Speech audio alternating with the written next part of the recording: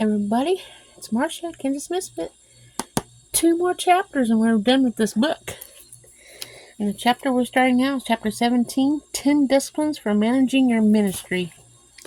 Sorry about the glare behind me. It's the best I can do for today. So let's see what happens when we start chapter 17. Happy Valentine's Day, everybody. Boy, do I have something nice for you today. I hope this helps somebody, and I hope you enjoy it. And I want to see your 5 topics at the end of the video.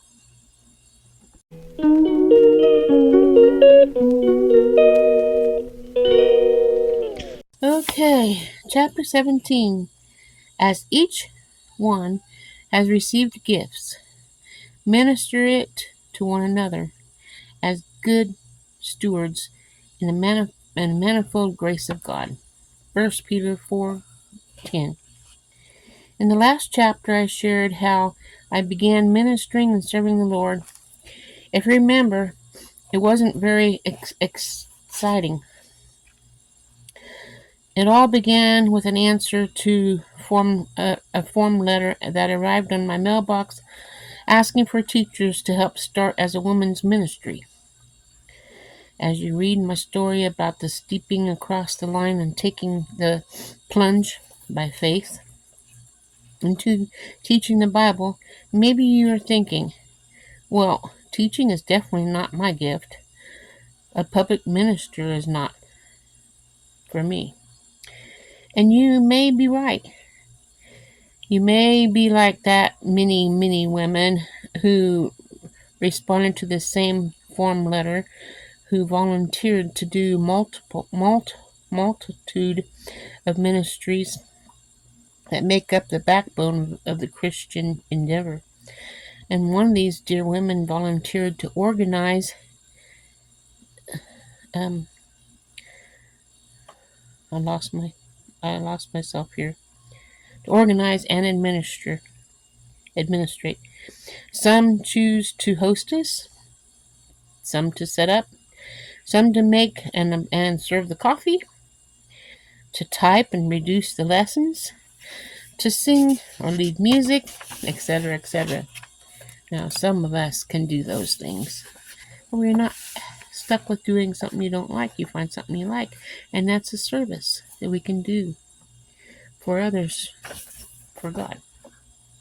The point is that we can respond to the call according to our desires of service, our spiritual giftedness, and the promptings of the Holy Spirit.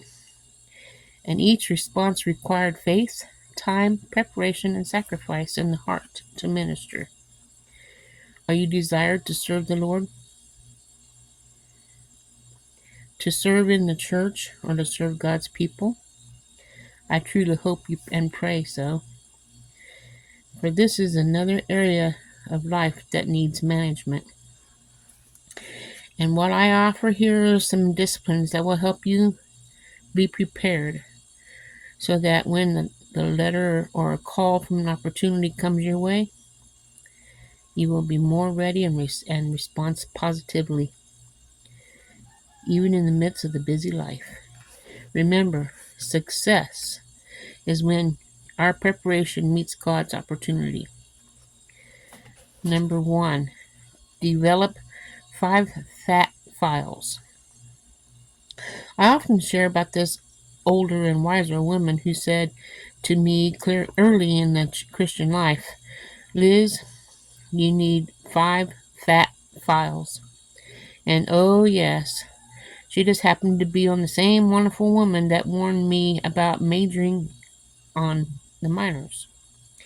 Anyway, as she talked and I listened and took notes, she expanded on her 5 fat files 3.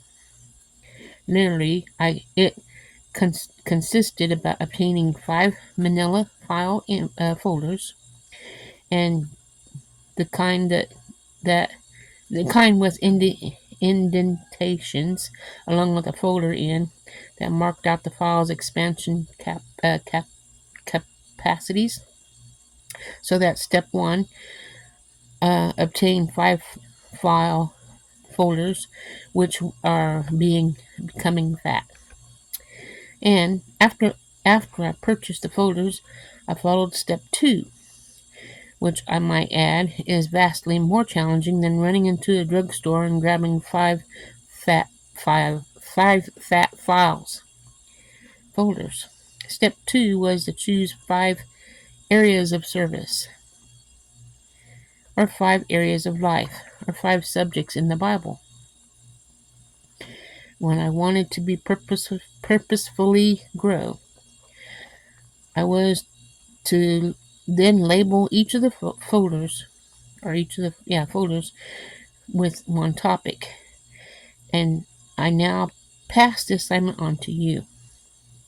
The reason for limiting yourself to 5 is to impose some restrictions upon where you can put your bulk of your study effects. You and I cannot study everything. So we choose 5 subjects. And of course, step 3 is to begin filing the files. How? How? By reading everything you can about the subjects and topics. Not only reading, but recording ideas by outlining, by typing on quotes to save, or jotting down in a summary of the book you read. And then there are classes you can take on the subjects, and audio tapes and video tapes. Listen to them, and seminars you can attend in the next 5 years. 5 areas. Sorry. Your handouts and notes from these activities go into that file. That's how it gets fat. The more research you do, the more you put in it. Then add the information you read on magazines and newspapers and pamphlets. And don't forget to take careful notes about the sources of the information. Then do research, whether it's encyclopedias. They have encyclopedias still? I thought they did away with that when they got internet. Anyway, Bible reference books, the internet, or the library. Again, record it and file it away in your folders.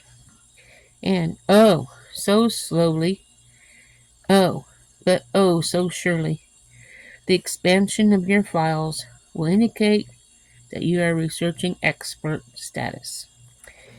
Even when the busy schedule and hectic life, you will steadily become well informed on 5 different virtual subjects that speak to the heart and life of a Christian woman. Now, what are your 5 fat files be? Leave them in the comment section. Your 5 files you want to do. I'm asking you to take this and do it.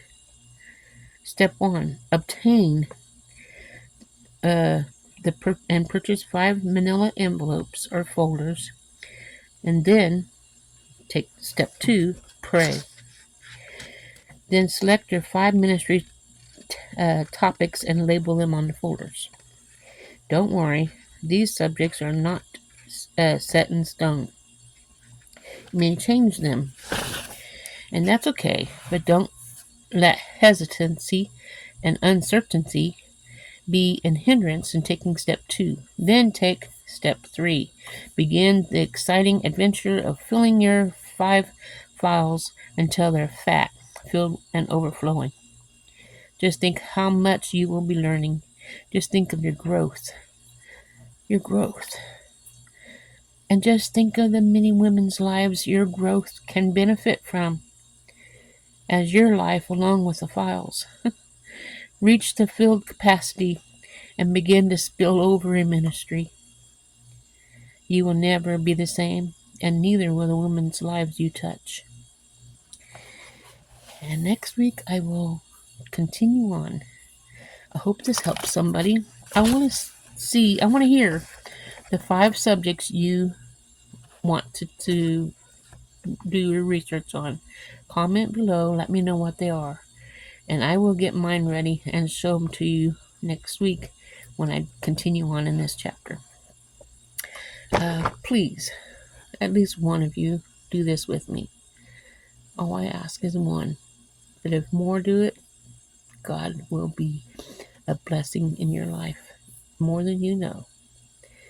I'll see you guys next week. Remember, God does love you, and so do I. And together, we can help others through the grace of God. I'll see you guys next week. Have a wonderful weekend. Ta ta.